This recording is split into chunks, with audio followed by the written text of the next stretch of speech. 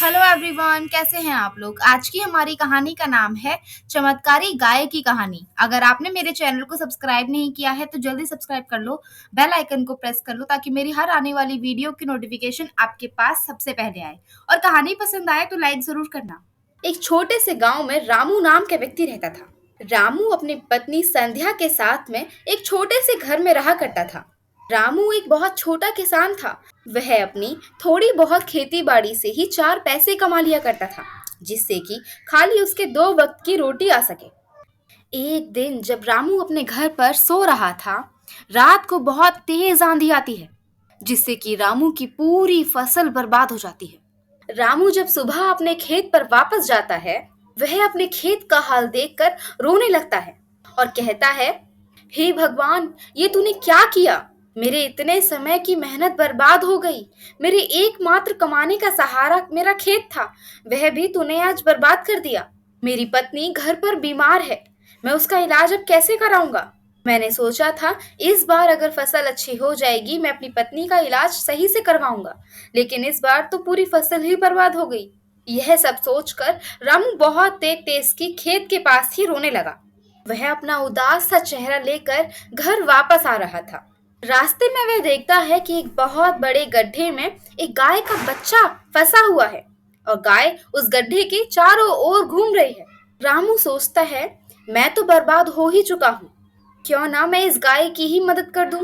रामू जल्दी से जाकर उस गाय के बच्चे को उस गड्ढे से बाहर निकाल देता है, जिससे कि गाय खुश हो जाती है और रामू अपने घर वापस आ जाता है।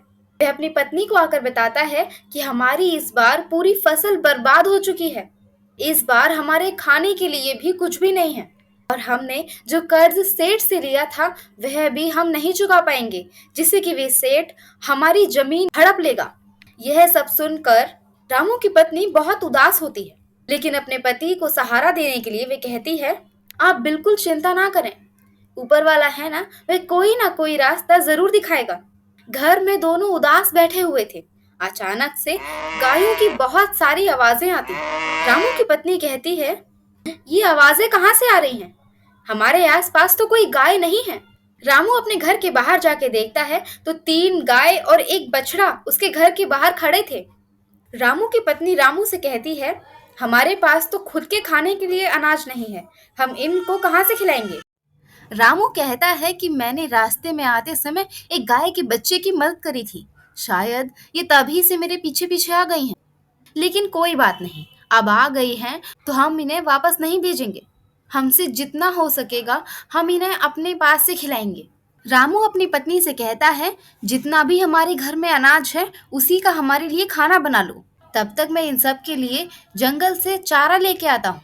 रामू जल्दी से जंगल आता है और थोड़ा सा चारा उन सारी गायों के लिए लेके आ जाता है। तब तक संध्या ने खाना बना लिया था। अब रामू और रामू की पत्नी दोनों उन गायों के साथ ही भोजन करते हैं और उन सभी गायों को सुलाकर खुद भी सो जाते हैं। सुबह जब वे दोनों उठते हैं, रामू की पत्नी रामू से कहती है, उनमें से जिस गाय का बछड़ा है वह गाय जरूर दूध देती होगी, आप उसका थोड़ा सा दूध निकाल लीजिए। रामू कहता है, कह तो तुम सही रही हो। रामू एक बाल्टी लेकर जाता है और गाय का दूध निकालने लगता है। गाय का दूध काफी पीला पीला आ रहा था। रामू अपनी पत्नी को दिखाता है और कहता है, ये देखो संध्या, ये दूध कितना पीला है। रामू की पत्नी जब उस दूध को देखती है वे कहती है, ये दूध नहीं, ये तो सोना है, मतलब ये गाय सोने का दूध देती है। वह दोनों जब बाहर आते हैं, दूसरी गाय गोबर कर देती है। रामू और रामू की पत्नी बहुत खुश थे। उसके बाद तीसरी गाय के मुंह में से हीरे जवाहरात निकलने लगते हैं। अब तो उन दोनों की खुशी का ठिकाना ही ना रहा। रामू की पत्नी कहती है, देखिए मैंने कहा था ना, भगवान जरूर कोई ना कोई रास्ता हमें जरूर दिखा देंगे। यह गाय भी जरूर भगवान ने ही हमारे पास भेजी हैं। अब रामू उन गायों को खूब प्यार करता और खूब सारा चारा खिलाया करता था और वह तीनों गाय सोना चांदी हीरे जवाहरात रामू को दिया करती थी। अब रामू धीरे धीरे कर कर काफी बड़ा आदमी हो जाता है। एक बहुत बड़ा सा घर बनवा लेता है। अपनी पत्नी का इलाज एक अच्छे अस्पताल में करवाता है। एक दिन रामू की पत्नी कहती है, सुनिए जी, मैं कहती हूँ कि आप सेठ के पैसे भी वापस कर दीजिए और अपनी जमीन उसे छुड़वा लाइए। रामू कहता है, कह तो तुम ठीक रही हो, मैं कल ही सेठ के पास जाऊंगा और अपनी जमीन वापस लेके आऊंगा। रामू अगले ही दिन सेठ के घर जाता है और सेठ से कहता है, सेठ जी, मैं आज आपका कर्ज वापस करने आया हूँ और अपनी जमीन वापस लेने आया हूँ।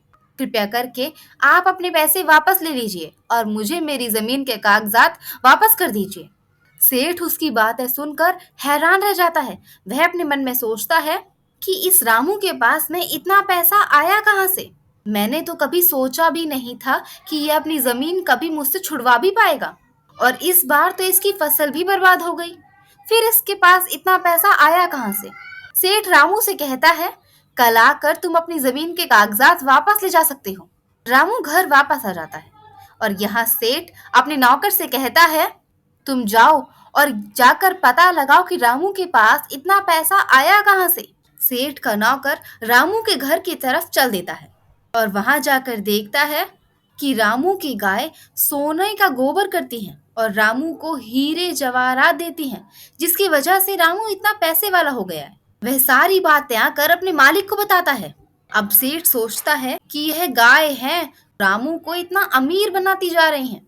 अगले दिन जब रामू सेठ के घर आता है, सेठ रामू से कहता है, मुझे तुम्हारी जमीन के बदले में पैसे नहीं चाहिए, मुझे बस अपनी एक गाय दे दो, अपनी जमीन के कागजात ले जाओ।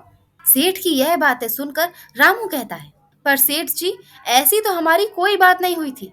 आपने मुझे पैसे दिए थे, अब मैं वह पैसे आपके ब्याज समेत वापस लौटा रहा हूँ, पर आप गाय क्यों मांग रहे हो? सेठ कहता है, मैं कुछ नहीं जानता, पैसों के बदले में मैं तुम्हारी जमीन के कागजात वापस नहीं करने वाला।